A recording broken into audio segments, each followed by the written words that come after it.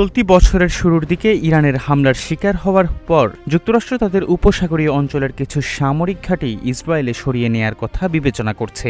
Wall Street জার্নালের এক প্রতিবেদনে বলা হয়েছে, যুক্তরাষ্ট্র বাহরাইনে তাদের ঘাঁটিটি সংস্কার করার এবং কুয়েত ও সৌদি আরবে তাদের সামরিক উপস্থিতি কমিয়ে আনার পরিকল্পনা করছে। প্রতিবেদনে উল্লেখ করা দুজন কর্মকর্তার মতে, যুক্তরাষ্ট্রের কিছু ঘাঁটি ইসরায়েলে স্থানান্তর করা হতে পারে।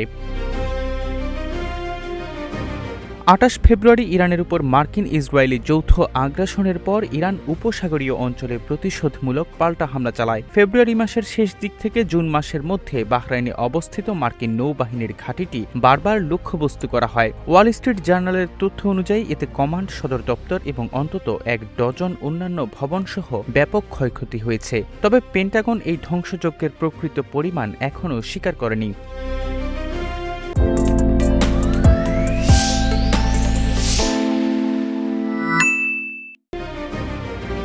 ওয়াল স্ট্রিট জার্নালের প্রতিবেদনে বলা হয়, যুক্তরাষ্ট্র চাইছে তাদের ঘাঁটিগুলো যাতে ইরানের ক্ষেপণাস্ত্র ও ড্রোনের নাগালের বাইরে থাকে। মধ্যপ্রাচ্যে ইরানের হামলায় ক্ষতিগ্রস্ত সামরিক ঘাঁটিগুলো হয়তো পুনর্নির্মাণ করা হবে না। মার্কিন কমান্ড ও কন্ট্রোল কেন্দ্রগুলো ভূগর্ভে স্থানান্তর করা হতে পারে এবং সামরিক সক্ষমতা অঞ্চল জুড়ে আরও ছড়িয়ে পড়তে পারে। দুজন মার্কিন কর্মকর্তার মতে, নতুন করে ঘাঁটি স্থাপনের জন্য বিবেচিত স্থানগুলোর মধ্যে ইসরায়েল অন্যতম।